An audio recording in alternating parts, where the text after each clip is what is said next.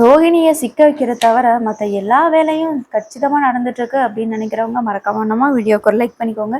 இப்போ என்ன பண்ணுறாங்க அப்படின்னு சொல்லி கேட்டிங்கன்னா, டயட்டில் இருக்கணும் அப்படின்னு சொல்லிட்டு ஒரு கான்செப்ட் கொண்டு வராங்க. இப்போது விஜயா வந்துட்டு வெயிட் மிஷின் வச்சு வெயிட் பார்த்தாங்க. அப்போ வந்து வெயிட் மிஷின் வந்து ஒர்க் ஆகாமல் போயிடுச்சு. அப்போ எல்லாருமே வந்துட்டு ஸ்லிம்மாக இருக்கணும், அப்போ நானும் டயட்டில் இருக்கணும் அப்படின்ற மாதிரி சொல்ல உடனே அந்த சிந்தாமணி இருக்காங்கல்ல, அந்த அம்மையார் என்ன சொல்கிறாங்க அப்படின்னா, ஃபஸ்ட்டு உடம்ப எப்படி நீங்கள் கண்ட்ரோல் பண்ணுவீங்க? வீட்டில் இருக்கிறவங்களே உங்களை கண்ட்ரோல் பண்ண முடியல, உங்கள் உடம்ப நீங்கள் எப்படி கண்ட்ரோல் பண்ணுவீங்க அப்படின்னு மாதிரி சொல்கிறாங்க. ஏன் அப்படின்னு சொல்லி இவங்க விஜயா கேட்க உடனே நாமா டயட்னா கண்ட சாப்பாடில் சாப்பிட முடியாது, அதுக்குன்னு ஒரு சாப்பாடு வரைமுறை இருக்குது, அதைத்தான் சாப்பிட்ணும் அப்படின்லவும், ஆமாம் இனிமேல் நான் அப்படி தான் சாப்பிட போகிறேன் அப்படின்னு சொல்லி சொல்கிறாங்க. பார்ப்போம் பார்ப்போம், நீங்கள் சொல்கிறதெல்லாம் செஞ்சு கொடுக்குறதுக்கு யார் இருக்காங்கன்னு பார்ப்போம், ஏன்னா உங்களுக்கு 3 மருமகளுமே வேலைக்கு போயிட்டுருக்குறாங்க அப்படின்னு சொல்லி சொல்கிறாங்க. அதுலேயும் மீனா இருக்காங்களே, அவங்க மிகப்பெரிய பிஸ்னஸ் மேனாக இருக்கிறாங்க அப்படின்னு சொல்லிட்டு இருக்கிறாங்க. அதுக்கு விஜயா இருந்துட்டு கண்டிப்பாக நான் சொல்கிறத அவள் சமைச்சு தருவா, நான் அவள் என் கண்ட்ரோலில் வைப்பேன் அப்படின்னு சொல்லி சொல்கிறாங்க. 2 பேரும் சபதம் விட்டுக்கிறாங்க. ஸோ சிந்தாமணி வந்தது என்னமோ விஜயாவை ஏற்றி விடுறதுக்கு தான். இது ஒரு பக்கம் நடந்துட்டுருக்கு.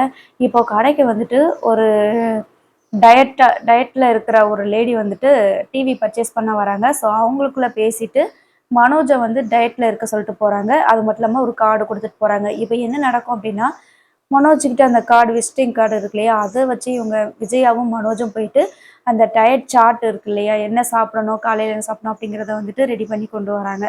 இப்போ மீனா கிட்ட வந்துட்டு மறுநாள் மீனா வந்து என்ன சமைச்சிருக்கா அப்படின்னு சொல்லி கேட்கும்போது, பூரி கிழங்கு சமைச்சிருக்கா அப்படின்னு சொல்லி சொல்லுவாங்க. நாங்கள் 2 பேரும் டயட்டில் இருக்கிறோம், நாங்கள் வந்து ஒரு லிஸ்ட்டு கொடுப்போம், அதில் தான் நீ அதை பார்த்து அதைத்தான் நீ சமைக்கணும் அப்படின்ற மாதிரி சொல்கிறாங்க.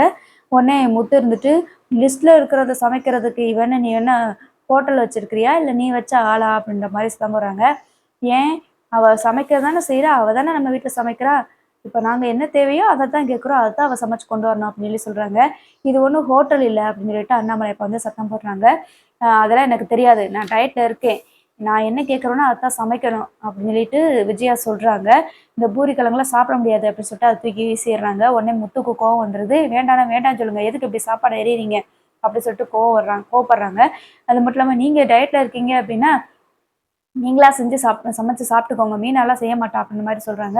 உடனே மனோஜ் இருந்துட்டு, அம்மா மட்டும் இல்லை நானும் தான் டயட்டில் இருக்கிறேன், எனக்கும் நான் ஒரு சில ஃபுட் ஐட்டம்லாம் சொல்கிறேன், அதுதான் எனக்கு டெய்லி கொடுக்கணும் அப்படின்னு சொல்லிட்டு காலையில் தானியங்கள் கொடுக்கணும், காய்கறி கொடுக்கணும் அப்படின்ற மாதிரி சொல்கிறாங்க. இதுக்கெல்லாம் பொண்டாட்டி இருக்கிறாள்ல, பொண்டாட்டிகிட்ட கேளு, டயட்டில் இருக்கிறேன்னா நீங்கள் உங்களுக்கு என்ன தேவையோ அப்படிங்கிறத நீங்களே சமைச்சு சாப்பிடணும், இந்த மீனா சமைக்க சொல்கிற வேலையெல்லாம் வச்சுக்கக்கூடாது அப்படின்ற மாதிரி சொல்லிட்டு இருக்கிறாங்க.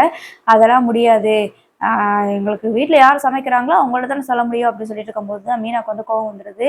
நானும் பொறுமையாக இருக்கிறேன்னு பார்த்துக்கிட்டு இருக்கிறேன், நீங்கள் என்னடானா அது சமைச்சு கொடு இது சமைச்சு கொடுன்னு எகிரிட்டு இருக்கீங்க, நீங்கள் வச்ச ஆளா நான், உங்களுக்கு தேவையானதை நீங்கள் சமைச்சு சாப்பிடுங்க அப்படின்ற மாதிரி மீனா கோவப்படுறாங்க. உடனே விஜயா இருந்துட்டு, என்ன சவுண்டு ஏற்றி பேசுகிற, என்ன சொல்கிறோமோ சமைக்கிறதுக்கு தாண்டி நீ இருக்க, ஒன்றும் இல்லாத வீட்டிலேருந்து வந்துக்கிட்டு இப்போ நான் சமைக்கிறத கூட என்ன சமைக்கணும்னு சொல்கிறேன், சமைக்க முடியாதுன்னு சொல்கிறேன் அப்படின்ற மாதிரி சொல்கிறாங்க.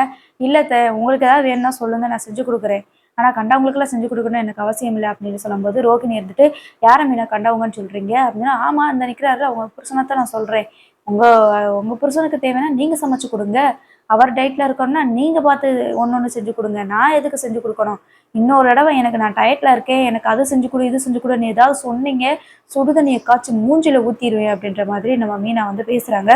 இவ செஞ்சாலும் செய்வா அப்படின்னு சொல்லிட்டு பயந்துட்டு இருக்கிறாங்க. சரி தொடர்ந்து பார்ப்போம், இதை வச்சு என்ன அட்டூழியங்கள்லாம் பண்ண போகிறாங்க அப்படின்னு சொல்லிட்டு. விஜயா